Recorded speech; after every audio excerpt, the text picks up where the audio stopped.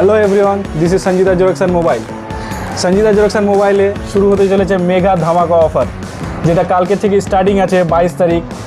এবং আমাদের কাছে চলে এসছে F33 সিরিজ, যেটার মধ্যে রয়েছে অনেক ধরনের নতুন নতুন ফিচার্স, এআই ফিচার্স এবং সবথেকে বড় ব্যাটারি সঙ্গে লঞ্চ করেছে কোম্পানি।